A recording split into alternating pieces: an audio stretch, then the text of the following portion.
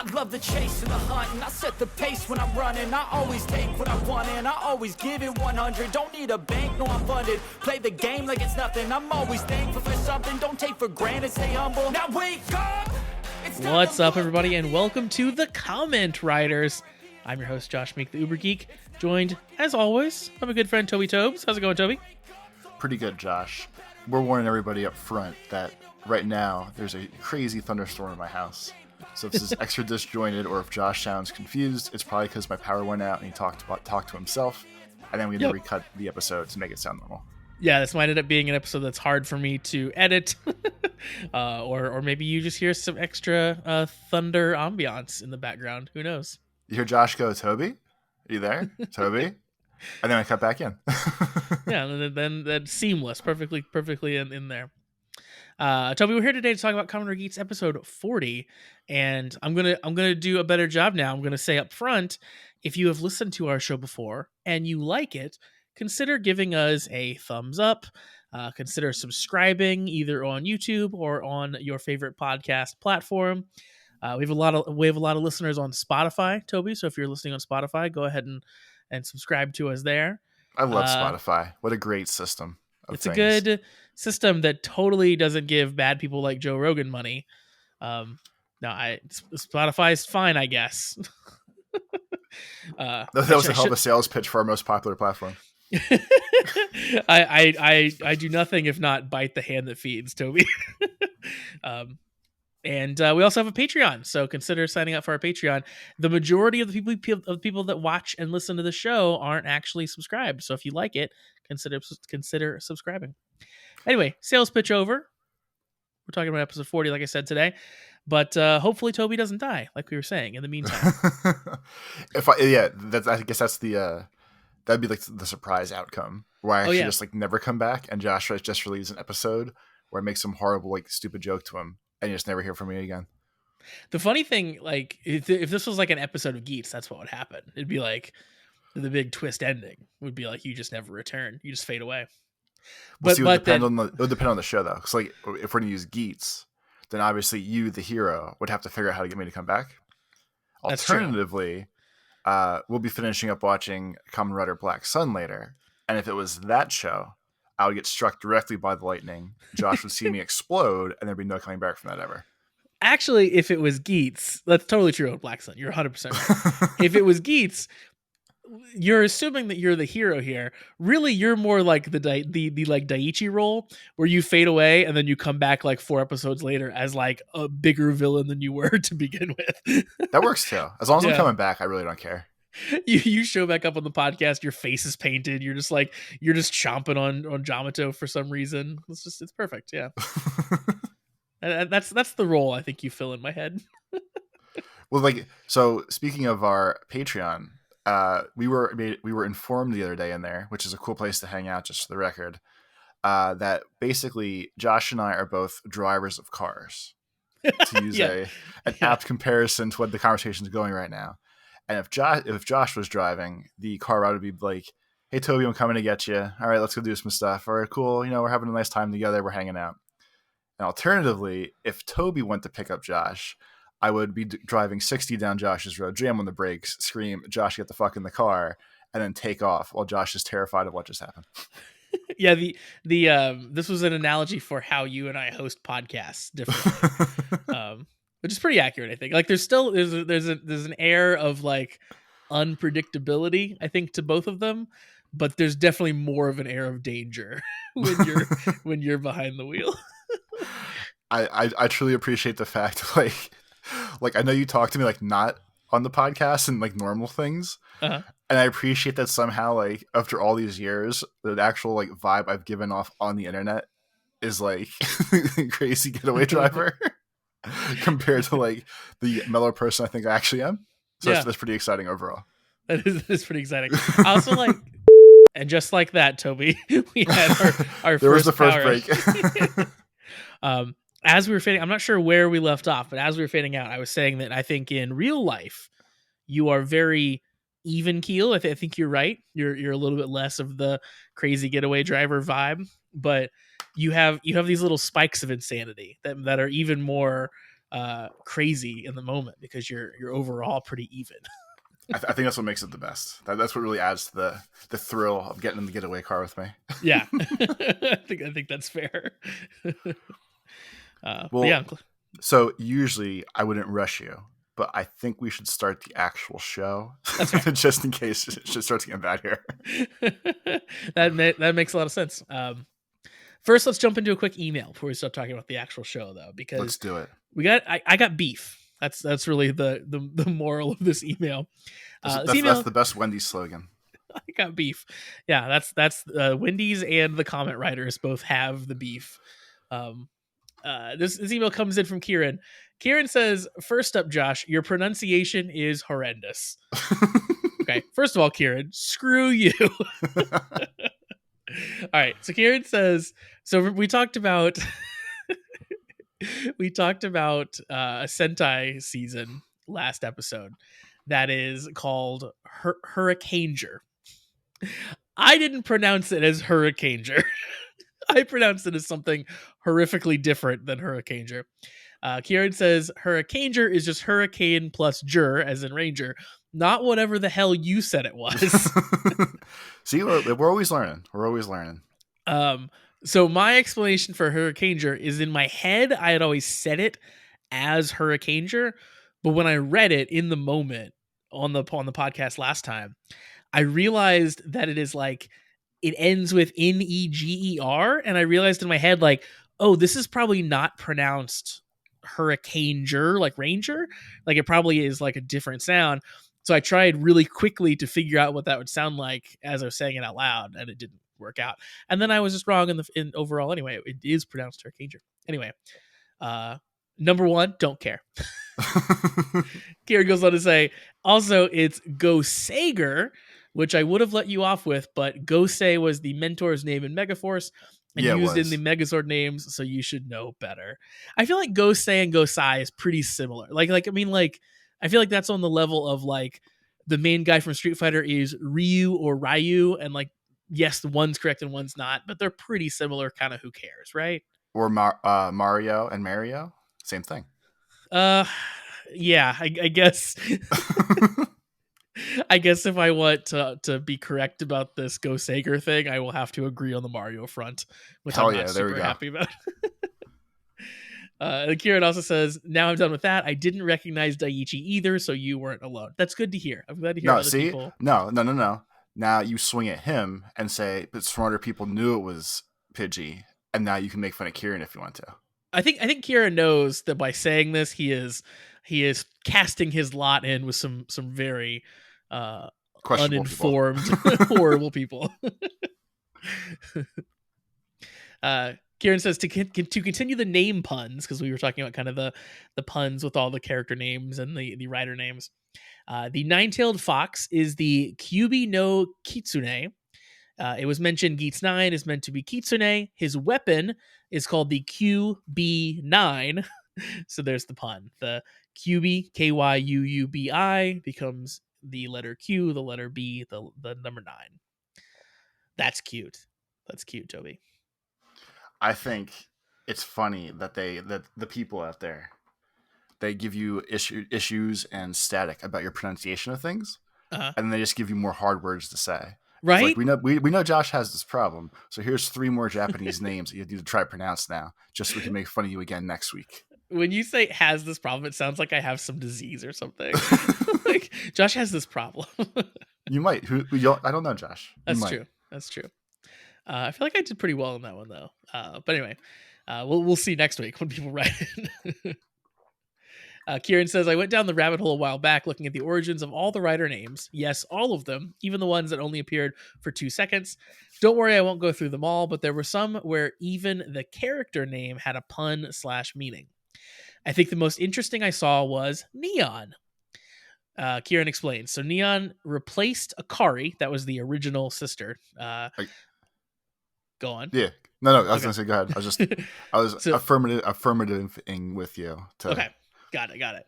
Akari basically means light in Japanese, and neon is an artificial form of light, obviously. So neon is the artificial Akari. They replaced Akari. That's pretty cool. Yeah, that's the best. That's the best pun they could have did. or whatever you want to call that. I guess it's kind of a pun or like a cool Or deep a cut. metaphor. Yeah. um, Kieran says we never get these clever names in Western shows. Yeah, because I think in general, like names don't have as much meaning. Like someone being named Light is not a thing that you would see in the West as often, right? Yeah, Like people, I don't think that's like a popular no, 2023 child name. people are named like John and stuff here, which aren't as deep in meaning. But I think it's much more common in Japan and I guess maybe just Eastern countries in general of like names to have deeper meaning and have this sort of like my name means this and means this and means this kind of all wrapped up together.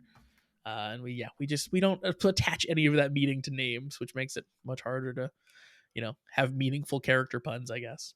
Well, so I, g- I guess it's more of a general culture thing because like realistically, all of our names mean something. Do they Like though? I mean, like, yeah, like so only because it seems ridiculous to me. Like the name Toby means God is good in Hebrew, but okay, I'm very American and all that. Like I'm sure Josh means something. Like we have it. It's just probably not I'll look it up. I'll look up what my name means. Josh. Wait. I think mine is definitely biblical. Joshua means it's Hebrew, meaning Yahweh is salvation. God is salvation. Yeah, Yeah. makes the name Josh a powerful choice for religious families of faith. But see, All we all have names, them now. See, we all yeah. have them now. I guess all names are just going to end up being like, God's pretty sick. I don't know.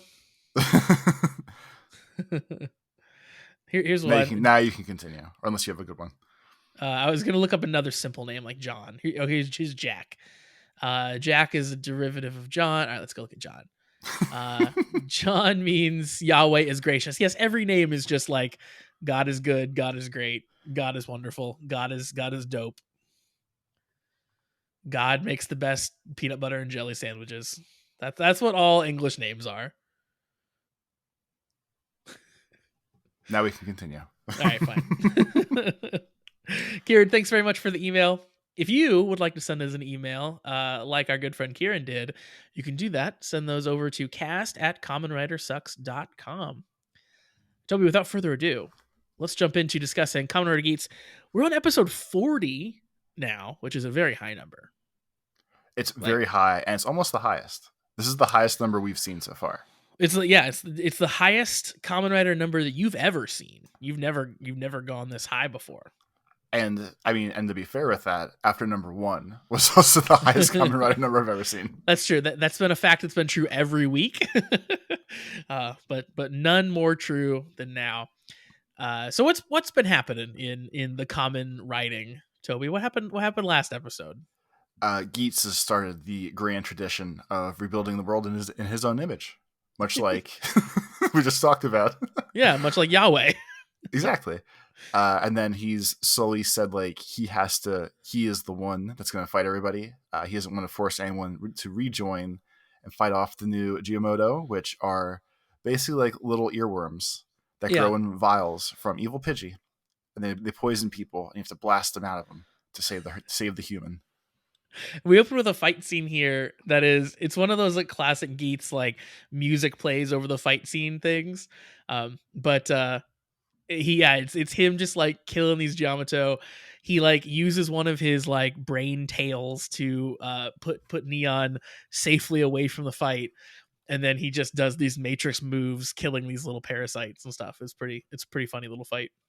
And as a general statement, this whole episode, at least it's the most I've ever noticed that almost every musical scene, or not every music scene, almost every scene seems like it has music, but not music that's like they drop in like the opening theme song a lot when it's like hype time. Yeah. But this one had music almost the entire time in general. And I feel like I never noticed that before if it was here, or this one's supposed to be like extra special. And that's why there's so much music. Yeah, I mean, we'll talk about sort of I guess what happens at the end of this show, but I think that maybe they maybe they cared a little bit more because of what was going on towards the end. But I think in general the I guess score of Kamen Rider Geats has gotten a little bit more adventurous lately. Like they definitely have been doing way more blatant, like dropping in the theme song stuff and playing with the music, like when he shushed the recording down and stuff like that. So yeah, I mean, like I think they're just paying attention in general more to music. It seems like, but yeah, I definitely noticed it this episode as well. That just even outside the theme being in places, it's like there's kind of orchestral stuff happening and flourishes here and there. You talked about Ace giving the other writers a chance to join in for themselves, and very quickly now, Buffa and Kawa are joining up because they head back to the lounge with Ace. They say that they met Baroba and Kekara, and now they both want to join in the DGP. They thought about it. They thought about their new life decisions they could make, and they're like, there's nothing else. There's nothing better to do right now. Let's go have fun together one last time. I do appreciate that they both had reasons for it. Like, Kawa's was like, hey, I still want to revive the DGP people who died, but we also need to keep protecting the people who are alive right now. Like, that's reasonable. I like that. It's actually probably the most reasonable. Yeah, I think so. And Buffus is like, yeah, Baroba and the Yamato are still like leftover trash that I need to clean up. I still hate them all. Let's take care of some business here. Yeah. I like they're back in. I like that the gang is together, albeit briefly here. And then I also thought it was very cute. So when Sarah finds out that Kawa's a writer again, she just decides like, well, I can't talk you out of it, so I'll just go get a second job to support your heroics. What a good sister. It was so like realistic too, of like, you're gonna be busy being a superhero, so like someone's still gonna have to support us. Like someone's still gonna have to make money. I feel like more shows should cover that. Like, you obviously can't be Spider-Man and have a real job at the same time. So what are we gonna do here? That's one of those weird things where, like, when people rewatch shows too many times in general, it gets to the point where they're like, hey, well, why don't we ever see what they're doing on the boring parts? Like, oh, they're all so rich, they have jobs, we don't know what they do for work. And like, no one really cares about that. And I feel like that's usually avoided as like, we don't need like the true backstory. We can work around a little TV magic here and just be like, oh, she's okay. They have a house. Someone's taking care of something, I guess. See, I'm always the person though who thinks about that stuff the first time through. Like, I know it's like it's designed to just like, I don't forget it. It's all happy. Who cares? But I'm the person who sits there and watches Friends and be like, how do they have this big fucking apartment? What are they doing? Like why are these people all hanging out in the middle of the day, in the middle of the week? I don't know. That always is the first thing in my mind. My apparently my brain just doesn't let me enjoy things. Yeah, apparently not. Speaking of Baroba and Kekker, we find out that they are continuing to plot with the enemy. They meet up with Samasu, the new producer, and the new game master, Mr. Hoop Earring Boy. And basically the game master offers them these like premium black cards in exchange for helping them make Sumi the new goddess. So and they were very cool looking. I was like, one more toy sale here for sure. Yeah, for sure. Yeah. And they have Buffa's ID on them and Kawa's ID on them. So clearly, like, I think they're cards they're gonna give to the writers, or like somehow related to the writers that they're supporting, or like anti-supporting. I don't really understand what the relationship now is between these. Like they're kind of supporters, but really they're rooting for bad things to happen for both of them. So, well, yeah, like Kekara's definitely switched where like he's supposed to be his buddy, but his whole idea at this point seems to be like, I want this kid as miserable as possible because it's going to make him the best. I still don't understand how that works. Well, yeah, he like wants him to go on his journey through becoming like a real hero. So he has to go through his like Uncle Ben died because of me moment, the like trials and tribulations. Exactly. Like, that's what he's like really, really hoping for. But Baroba and Kekara are continuing to be shit stirrers because then they go meet up with Daiichi.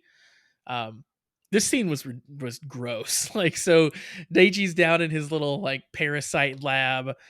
We find out that Baroba had like rescued / repaired his ID core so he can transform again. But while he's there, he just like he grabs one of those Giamato like seedlings that grow on the tree, that like little tiny ones, and just like eats it whole.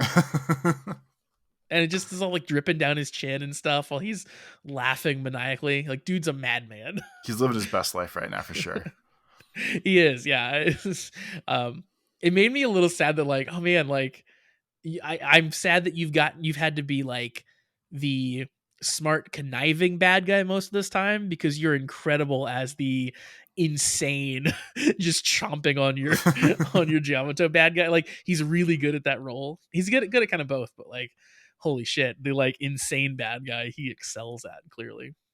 Yeah, like Archimedes was good at crazy Yamato lover, but Pidgey's taken it to a new level. Yeah, really, he really is. Yeah. And of course, we talked about Sarah getting a new job. The next scene, she's applying for that part-time job, but while she's doing her application, there's a Giamato attack, and they do a real good job here of making you just love Sarah, because she runs out the second she hears the noise. She sees that it's Giamato. She's not a rider anymore, but she still like picks up a broom and she's gonna like attack the Giamato with it. She's like fighting him off. Like, what a hero! What a hero Sarah is.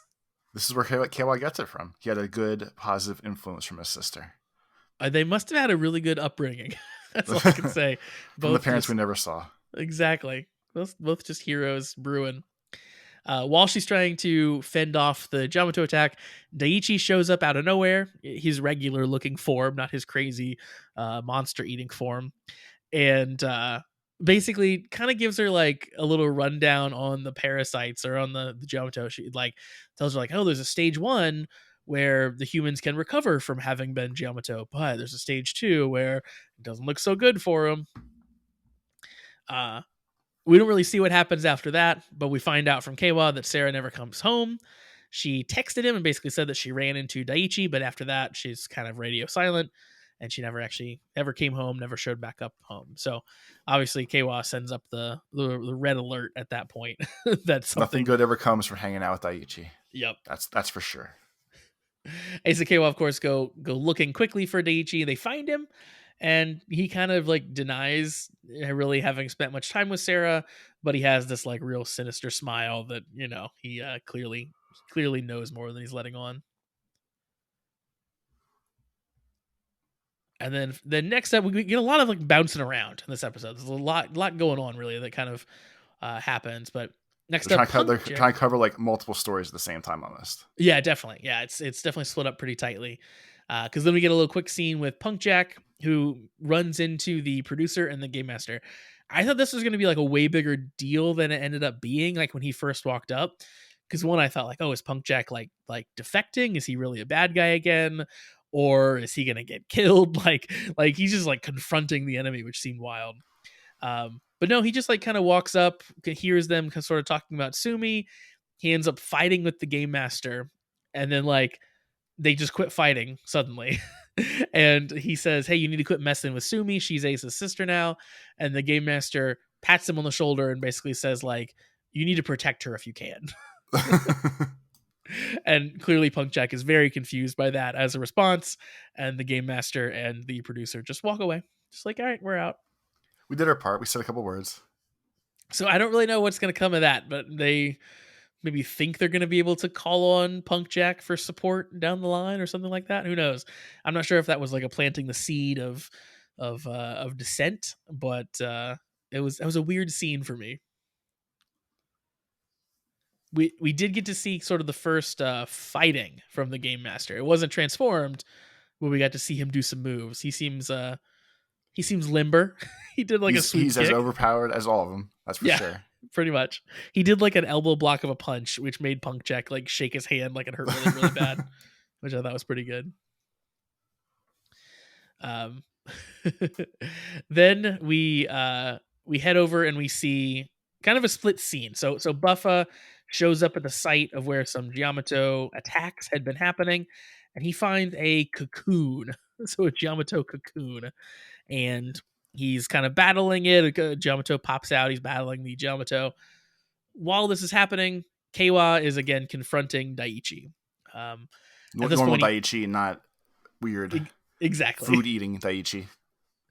Keiwa shows him up against the wall, like grabs his collar, basically like, what did you do with my sister type deal. at this point, like the full mask comes off of Daiichi. He says he's going to be the world's new ruler, and he transforms. So Daiichi transforms not into his normal rider form, but into this new Giamato form we've never seen before, and it's very like it's much more like bug like. I'll say it's like kind of got brown colors to it. He looks a little bit more like a grasshopper than the Giamato do. Um, it's kind of a cool suit. I like it. I didn't expect them to have a whole unique look for him. I figured we'd just get either full on Giamato or just full on rider version of Daiichi. I didn't expect this whole completely other suit. I But think he looks like a cockroach. yeah, that might be what they're going for. Yeah, thinking back now. But he taunts Keiwa at this point too. He transforms and says like, "Oh, your sister's fate must have been decided by now. Like basically, her time is up."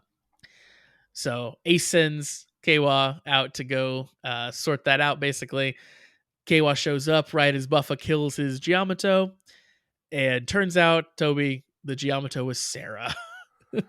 Yes, um, which starts the one of the wildest sequences, I feel like, for like the actual humans of the show and not just like the crazy Kamen Rider stuff. yeah, please Like describe. After Buffa kills Sarah Giumato, whatever, Kayla happens to run around the corner just at the proper time to watch her.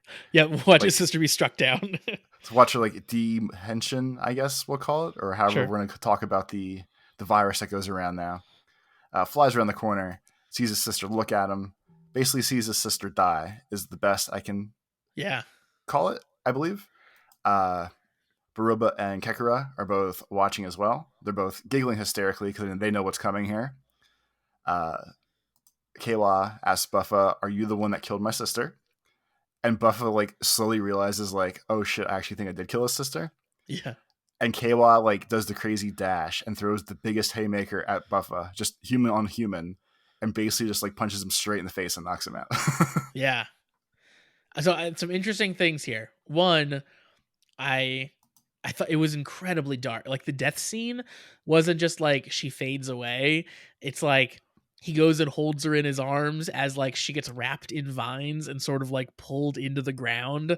Um and she's like full on doing the like oh you have to still fight like you know don't let my Do death this for stop. me. Yeah, like she's like doing all these death throws. Super dark. And yeah, like you said, like meanwhile, like just giggling in the background from like Baroba and Kekara just makes it especially dark. And then my second thing that like really stood out for me, like you said, with Buffa, really great acting on the actor's part because you see it go over his face when he realizes it's Sarah. He has this like, oh shit, like that, like eyes wide, yeah, terror, like, oh shit, actually, he's like, oh, I definitely fucked up this time. Like, yeah. But in pure Buffa fashion, when Kay was like, "Did you kill my sister?" He collects himself and he's like, "Yeah, I did it. Like it was me." Like he didn't try to talk him out of it. He didn't try to say I did, but it was an accident or whatever. He just sort of like he puts his chin up and he's like, "Yeah, I killed your sister." uh, and then I think he like took the reasonable stance on the inside and was like, I'm proud that he took responsibility because there's really no talking his way out of it. Like, no, obviously, K1 knows what's going on, but I mean, Buffa still killed her. yeah, I think Buffa like quite literally took it on the chin. Like, I mean, he could have dodged Kwa, he could have fought back, but he literally stood there and let himself just get decked. Because yeah, I think he knew he screwed up. He knew how Kwa was feeling. Knew there wasn't really anything that either of them could do. So he just gets wiped out. Yeah, so pretty wild, awesome stuff from both guys. Like the rage from Kwa was insane to see. And of course, Kekara is just going nuts for it because like, oh, Kwa is like becoming the Kamen Rider I always wanted him to be now, like controlled by rage. And this leads Toby to a full on like Batman scene because we get cuts back and forth between Sumi crying. She's kind of like up in the watchtower area. She's like crying and praying.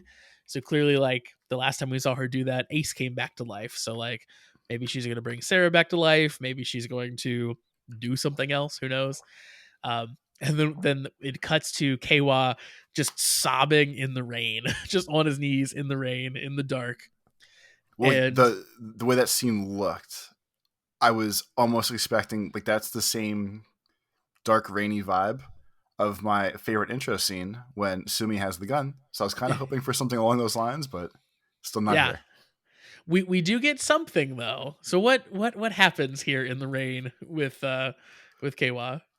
He cries and cries and cries, and then it goes. I feel like it fades darker, but it was hard to tell. And then all of a sudden, brand new KWA. KWA 2, KWA Mark 2, or however the hell it works for him. Yeah, I'm assuming that that's Keiwa. Like it's a person. Like there's armor that like sort of appears next to Keiwa, like over top of him, kind of.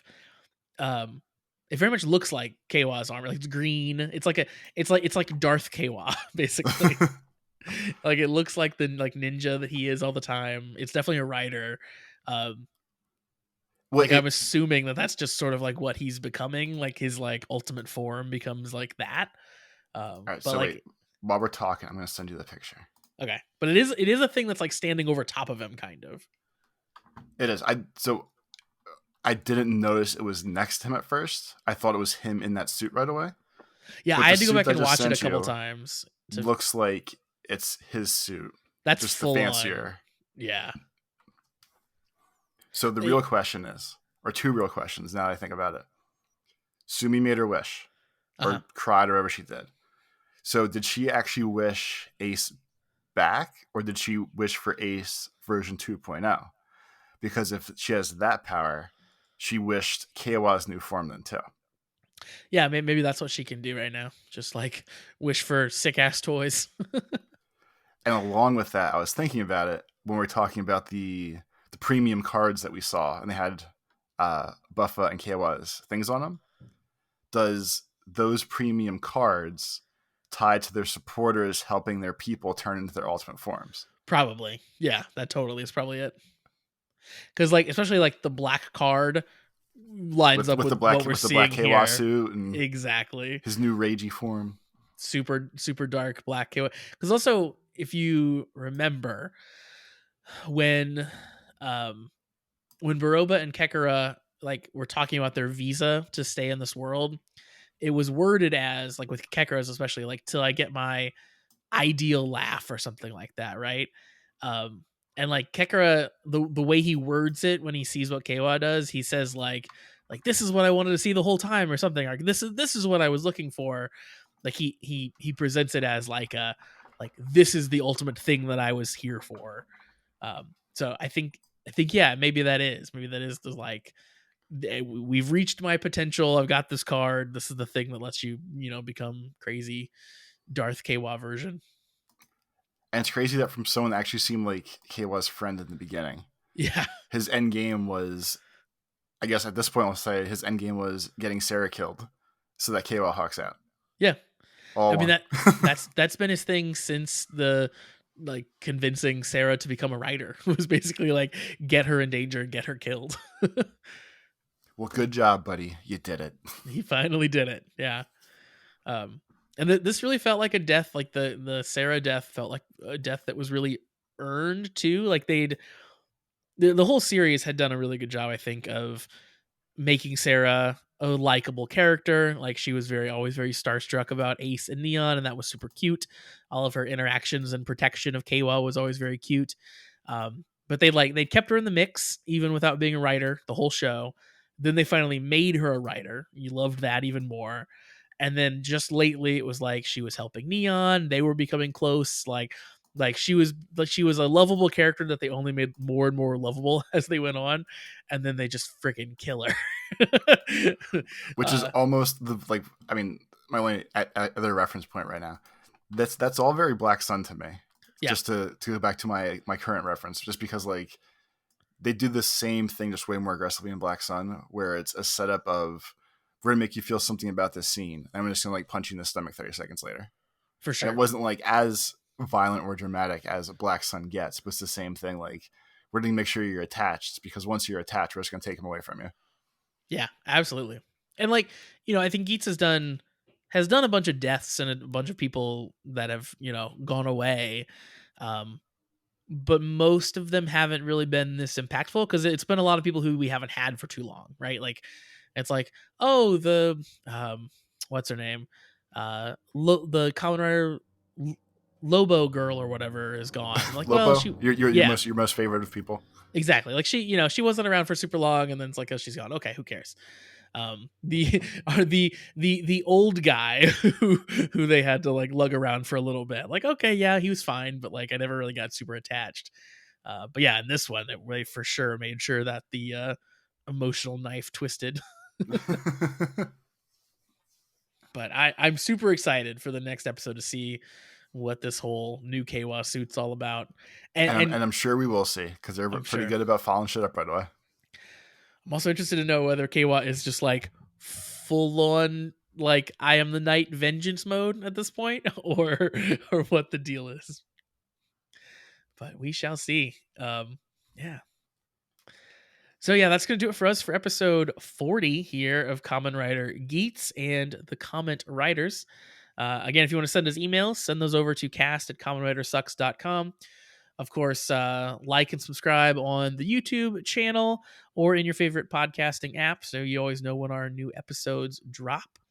And if you like what we're doing and you want more of it, consider joining the Patreon. It's only $3 a month for extra additional fun content.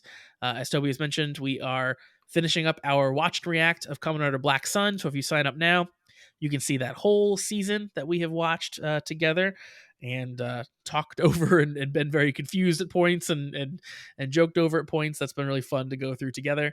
And getting ready to start the next one, which is sounding like it might be Kamen Rider X-Aid that we're going to watch Kamen Rider next. Fortnite, that's right. So yeah, get in on the ground floor there. And of course, join the Discord community there with us too. It's a fun place to hang out. But yeah, I think that's going to do it for us. We will wrap this episode up. We hope you join us again next time to talk about episode 41. And in the meantime, have a great week, everybody. Peace. I'm taking shots at the enemy. I'm gonna make it to the top, leave a legacy.